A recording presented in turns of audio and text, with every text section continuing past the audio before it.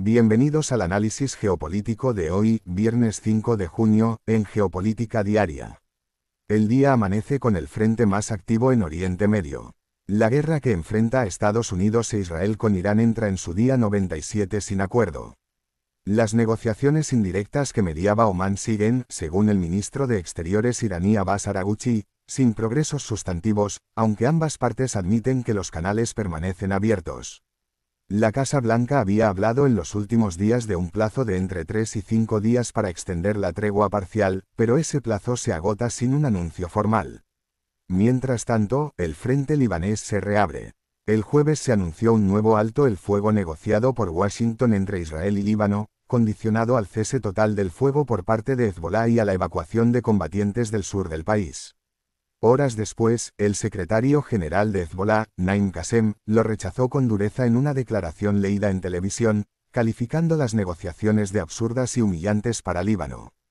Israel respondió manteniendo sus tropas en el sur libanés y reanudando los bombardeos. El detonante inmediato es claro: Washington intentó cerrar el flanco libanés para concentrar la presión sobre Teherán, pero la principal milicia chií del país, alineada con Irán, no acepta un acuerdo en el que el Estado libanés negocia su desarme. El significado más amplio es que la guerra ya no se libra en un solo teatro. Israel combate simultáneamente en territorio iraní, en Líbano y, en menor intensidad, en Siria y en Yemen. Cada frente tiene su propia lógica, pero todos dependen, en última instancia, de lo que ocurra en la mesa de Omán. Si los próximos días confirman el estancamiento, la opción de una segunda ronda de ataques directos contra instalaciones iraníes vuelve sobre la mesa. De Oriente Medio nos trasladamos al frente europeo, donde el patrón de la guerra ha cambiado de forma visible esta semana. En la madrugada del 2 de junio, Rusia lanzó uno de sus ataques aéreos más extensos del año contra Ucrania. Las autoridades ucranianas informan de al menos 22 civiles muertos, entre ellos 2 menores, y más de 130 heridos, con la mayoría de víctimas concentradas en Dnipro y Kiev. Analistas militares occidentales describen un giro táctico de Moscú, incapaz de avanzar de forma significativa sobre el terreno tras una ofensiva de primavera que las fuerzas ucranianas han logrado contener. El Kremlin está volcando sus recursos en la guerra del aire, multiplicando los enjambres de drones Shahed de fabricación iraní y los misiles de crucero. Ucrania responde en la misma clave.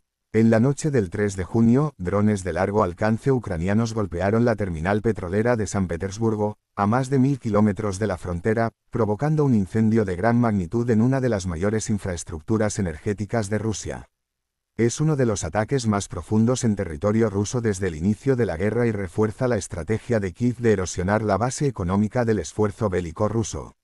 En paralelo, el secretario general de la OTAN, Mark Rutte, se reunió en Kiev el martes con el presidente Zelensky, en una visita que reafirma el respaldo aliado en vísperas de la cumbre de La Haya, prevista para finales de junio.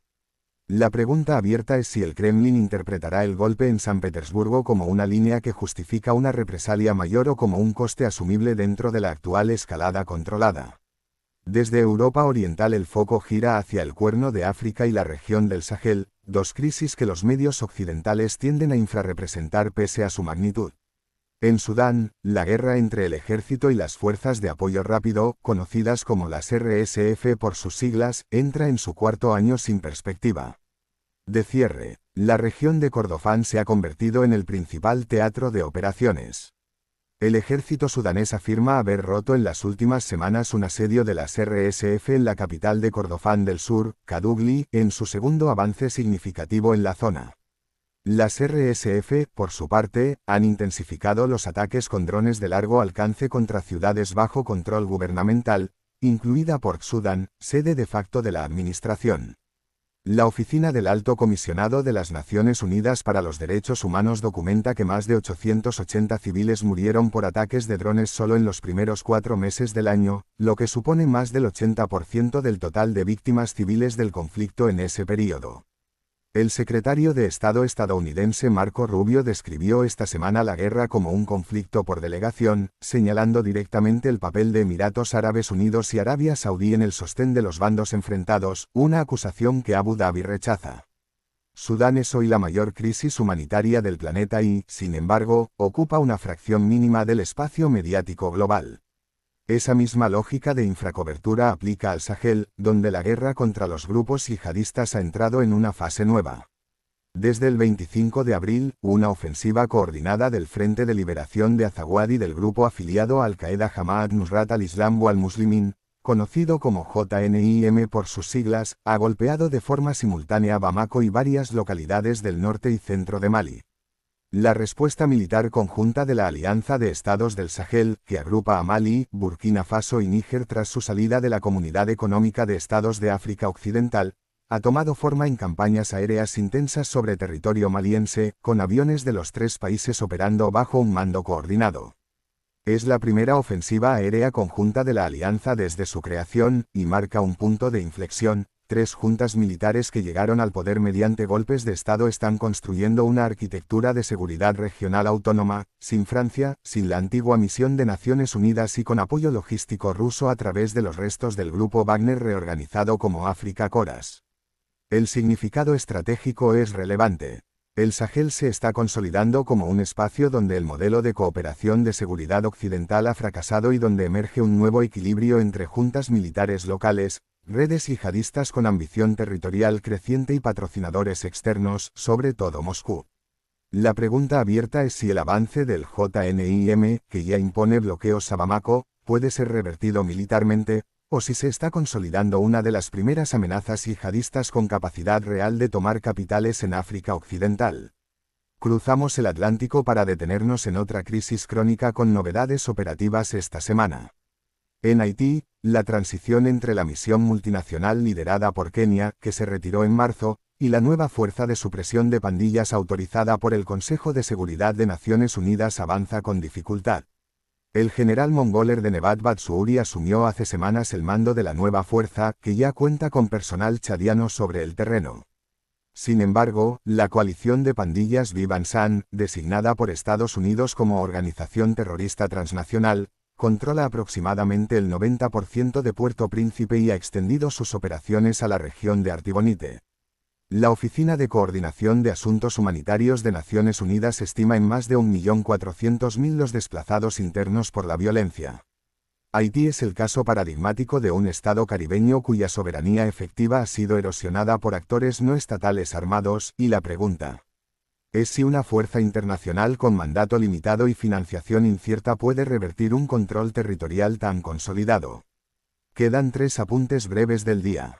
En el Cáucaso Sur, Armenia encara el domingo unas elecciones parlamentarias que decidirán la continuidad del primer ministro Nikol Pashinyan tras un acercamiento histórico a Estados Unidos y un proceso de paz con Azerbaiyán.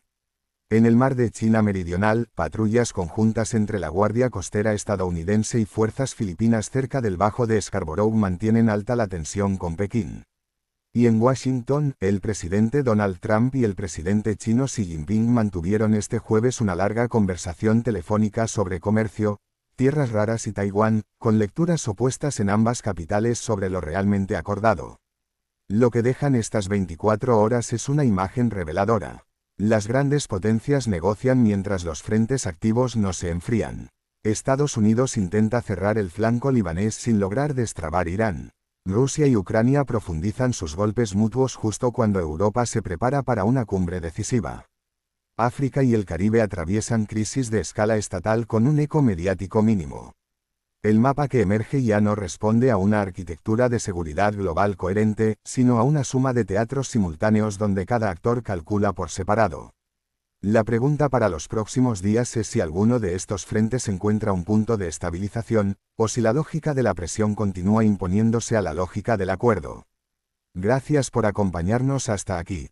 Si este análisis les aporta valor, suscríbanse al canal, dejen su me gusta y compartan el programa con quien crea que puede interesarle.